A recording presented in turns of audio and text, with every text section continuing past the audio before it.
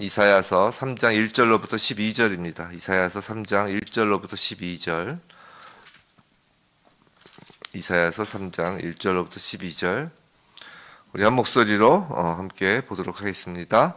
보라, 주 만군의 여호와께서 예루살렘과 유다가 의지하며 의지하는 것을 제하여 버리시되 곧 그가 의지하는 모든 양식과 그가 의지하는 모든 물과 용사와 전사와 재판관과 선지자와 복술자와 장로와 50부장과 귀인과 모사와 정교한 장인과 능란한 요술자를 그리하실 것이며 그가 또 소년들을 그들의 고관으로 삼으시며 아이들이 그들을 다스리게 하시리니 백성이 서로 학대하며 각기 이웃을 잔해하며 아이가 노인에게 비천한 자가 존귀한 자에게 교만할 것이며 혹시 사람이 자기 아버지 집에서 자기의 형제를 붙잡고 말하기를 내게는 겉옷이 있으니 너는 우리의 통치자가 되어 이 폐허를 내 손아래 두라 할 것이면 그날에 그가 소리를 높여 이르기를 나는 고치는 자가 되지 아니하겠노라. 내 집에는 양식도 없고 의복도 없으니 너희는 나를 백성의 통치자로 삼지 말라 하리라. 예루살렘이 멸망하였고 유다가 엎드러졌음은 그들의 언어와 행위가 여호와를 거역하여 그의 영광의 눈을 범하였습니다. 그들의 안색이 불리하게 증거하며 그들의 죄를 말해주고 숨기지 못함이 소돔과 같으니 그들의 영혼에 화가 있을진저 그들이 재앙을 자취하였도다. 너희는 의인에게 복이 있으리라. 말하라. 그들은 그들의 행위의 열매를 먹을 것이며 악인에게는 화가 있으리니 이는 그의 손으로 행한 대로 그가 보응을 받을 것임이니라. 내 백성을 학대하는 자는 아이요 다스리는 자는 여자들이라. 내 백성이여 내 인도자들이 너를 유혹하여 내가 다닐 길을 어지럽히느니라. 아멘. 오늘 주님만 의지하라, 주님만 의지하라 라는 이 제목으로 오늘 이사야서 3장 1절로부터 12절 말씀 우리가 받을 때 정말 이 말씀이 그대로 우리의 삶이 돼서 우리가 주님만 의지하는 저와 여러분들에게 정말 주님의 이름으로 축원합니다. 어제 살펴본 이사야서 2장 마지막 구절, 2장 22절을 다시 보면 너희는 인생을 의지하지 말라. 그의 호흡은 코에 있나니 새말가치가 어디 있느냐라고 해서 너희는 인생을 의지하지 말라라고 했어요. 그래서 인생으로 번역된 그 히브리어는 하아담입니다. 하아담. 하는 정관사이고요. 아담, 불다란 뜻을 갖고 있죠. 그래서 흙으로부터 이제 나왔다 해서 이제 아담인데, 그래서 즉 흙으로 지음받아 흙으로 돌아갈 존재로서의 그런 인간을 의미하는 것이죠. 죽을 운명에서 벗어날 수 없는 유한한 인간을 나타내는 것입니다. 그런 사람을 의지하지 말고 그 코의 호흡으로 생기를 불어넣으시는 그 하나님을 의지하라는 말씀이죠. 그리고 오늘 본문의 3장 1절은 그러므로 왜냐하면 이렇게 나오는 거예요. 그래서 3장 우리나라 말로는 번역이 안 되어 있지만 히브리어는 키, 그래서 왜냐하면 또는 그러므로 그 이유를 이야기하는 것이죠. 보라라는 말로 시작합니다. 그러므로 보라. 왜냐하면 보라. 너희는 인생을 의지하지 말라. 왜냐하면 보라. 인생을 의지하는 자에게 이 말 하나님의 그 일하심을 보라라는 것입니다. 보라, 히브리어로 힘내라는 것인데 이제 주목해서 주위의 환기를 확 집중시키는 것이에요. 보라. 사랑하는 성도 여러분, 보십시오. 지금 이사야 말씀은 2700년 전에 유대인에게만 주어진 말씀이 아니라 지금 우리에게 보라는 것이에요. 오늘 이 시대를 살아가는 모든 인생에게 주어진 말씀입니다. 보라라는 것이에요. 이 말씀이 우리의 오늘과 내일의 모습을 보여줄 것입니다. 특별히 오늘 말씀은 인생을 의지하려는 자들에게 주시는 하나님의 이 시대에서의 엄중한 경고라고요. 우리는 하나님이 누구신지, 하나님이 무엇을 하시는 분이신지, 즉 하나님을 아는 지식이 중요하다고 중요하다고 알고 있어요.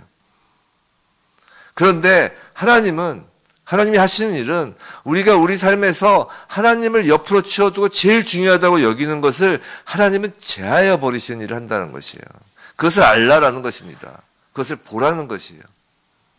사실 생각해보면 하나님은 천지를 창조하시고 모든 피조물을 사람에게 위임하셨잖아요.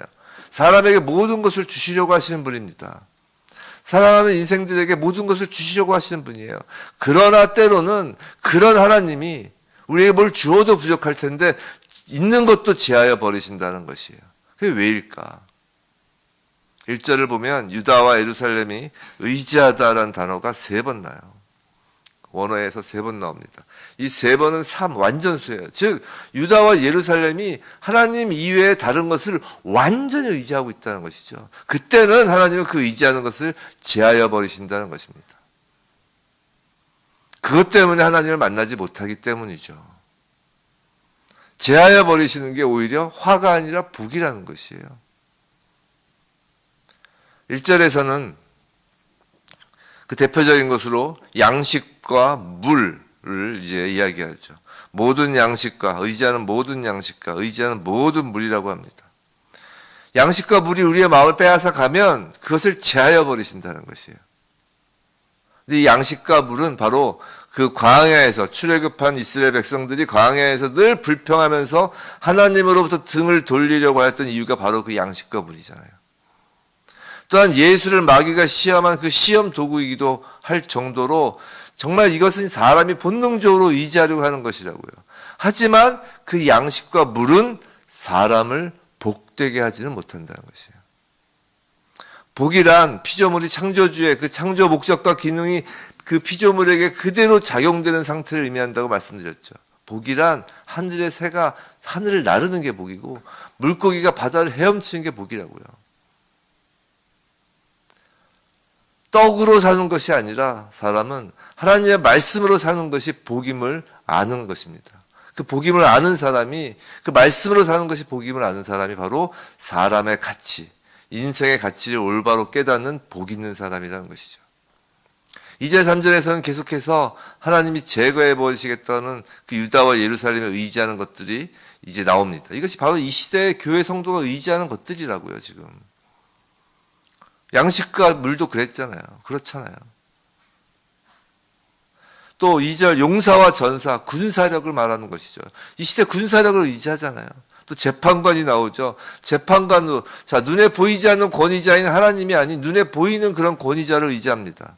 선지자와 복술자라고 하죠. 20절, 2절에 선지자와 복술자. 진리이신 하나님의 말씀을 의지하는 것이 아니라 거짓 예언과 점을 의지한다는 것이에요. 근데 여기서 선지자와 복술자가 이제 같은 선상에서 취급되는 것이 안타깝죠. 이 선지자는 하나님이 맡기신 말씀을 전하는 자예요. 선지자는 사람들이 듣고 싶어 하는 말을 하는 사람이 아니라고요. 선지자는 이제 히브리어로 나비라고 해서 말씀을 맡은 자예요. 선지자가 하는 예언은 점치는 미래 일을 하는 것이 아니라 그 예는 말씀을 맡은, 마치 예금할 때 그 예자와 같이 말씀을 맡은 것을 전하는 거라고요. 그런데 사람들이 듣고 싶어 하는 말, 그 복술자처럼 사람 입맛에 따라 말을 하는 자로 지금 전락한 것이라는 것입니다.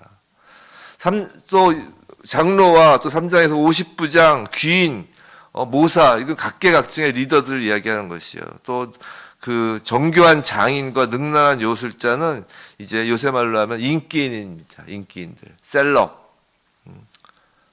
사람들은 소위 그 시대의 리더, 인기인들의 그 영향력에 의존하며 살아간다는 것이에요. 성도 여러분, 바로 이 시대에 주어지시는 말씀입니다. 이 시대에 말씀이 사라졌다고 하잖아요. 말씀이 뭐가 사라졌어요? 유튜브만 틀어도 말씀이 넘쳐나잖아요. 그런데 말씀의 권위가 사라졌다는 것이에요. 생각해보세요. 이 시대의 모든 것 위에 가장 큰 권위로 자리 잡은 것이 무엇인가요?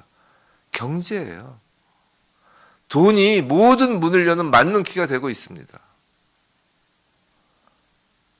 내 안의 마음을 바라보자는 거예요. 내 마음속에 가장 큰 권위를 자리 잡고 있는 게 뭐냐는 것이죠. 또 국가의 그 경쟁력, 국가의 힘은, 국력은 경제와 군사력으로 결정되잖아요. 세상의 여론에서 그 인기인들, 셀럽들이 그 세상 여론판에서 판을 칩니다. 세상 여론을 주도하고요. 정말 이 세상에 우리 마음속에 하나님이 끼어들 자리가 없어진 이 시대에 하나님께서 말씀하시는 거예요. 제하여 버리실 거라고. 무서운 말씀이십니다. 제하여 버립니다. 돈이 마음의 중심이면 돈을 제하여 버릴 거라고 하는 것입니다. 만약에 이 땅이 군사력에 우리의 마음이 중심이 있으면 군사력을 제하여 버리시겠다는 것이에요. 지위와 명예가 내 마음에 의지하고 있는 것이라면 제하여 버리시겠다는 것입니다.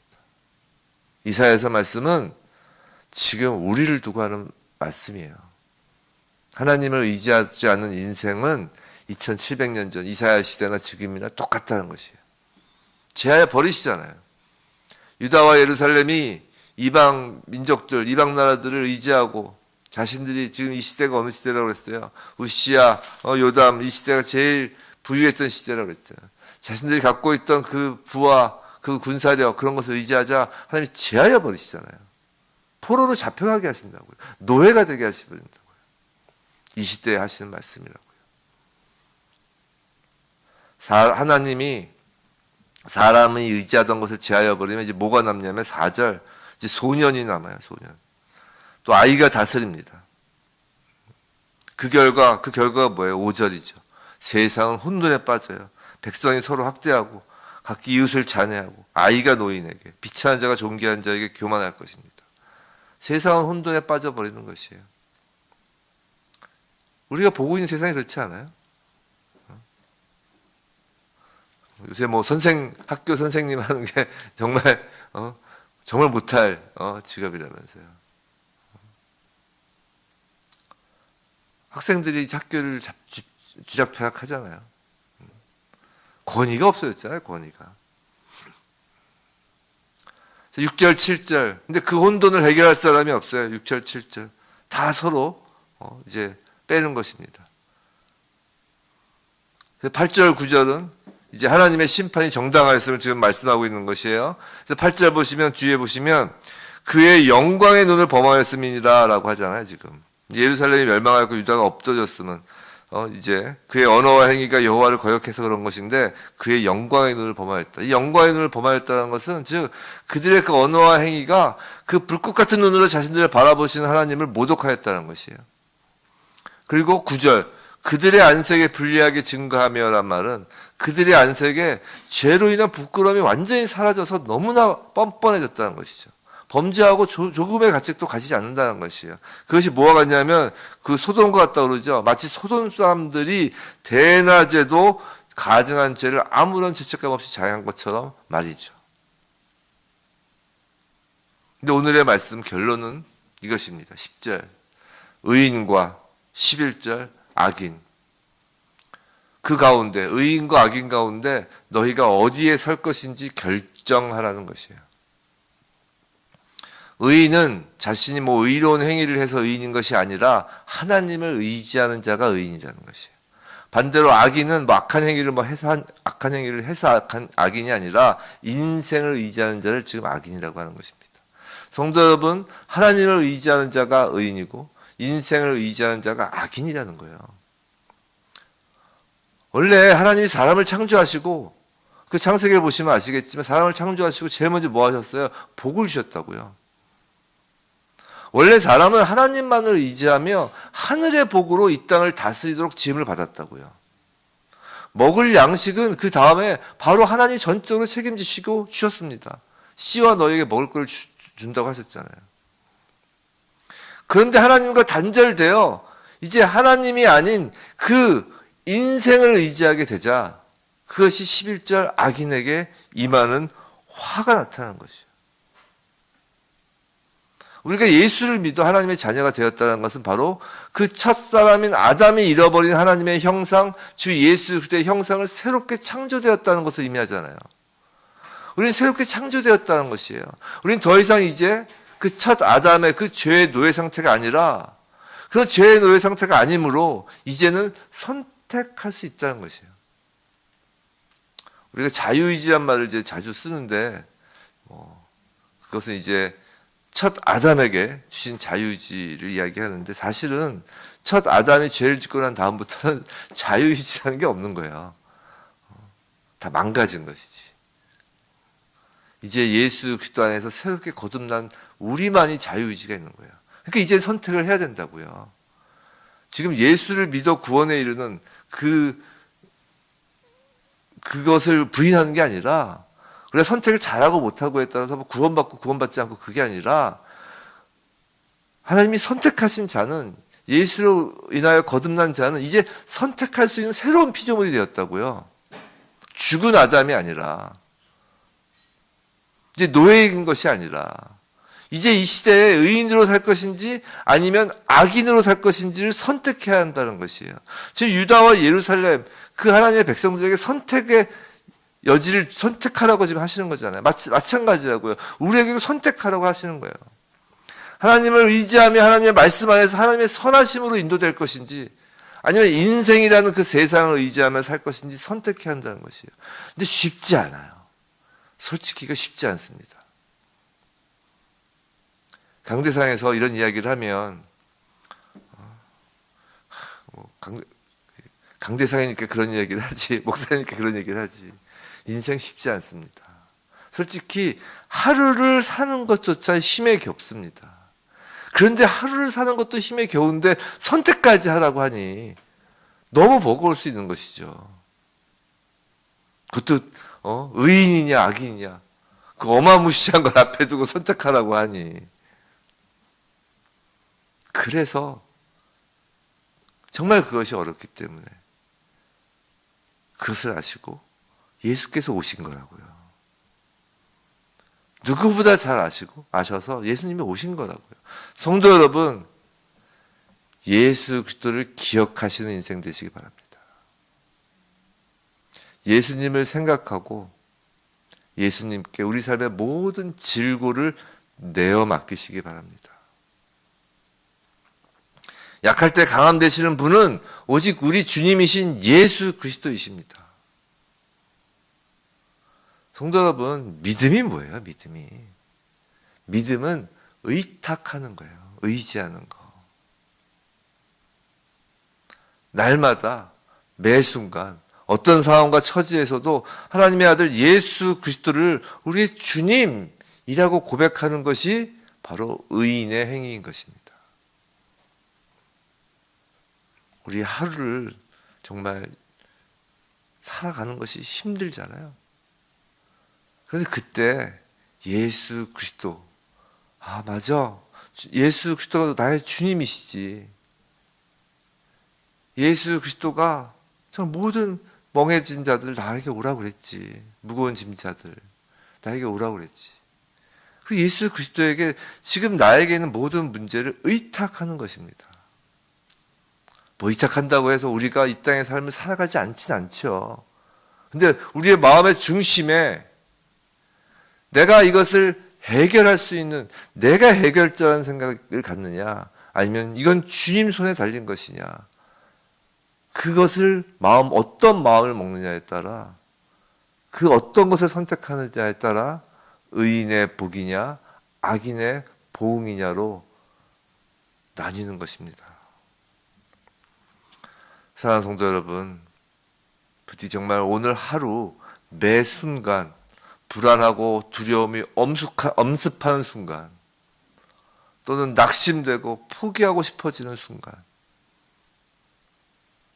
맞아, 이 낙심되고 포기하고 싶어지는 이 일조차 내 손에 있는 것이 아니지, 주님 손에 있는 것입니다.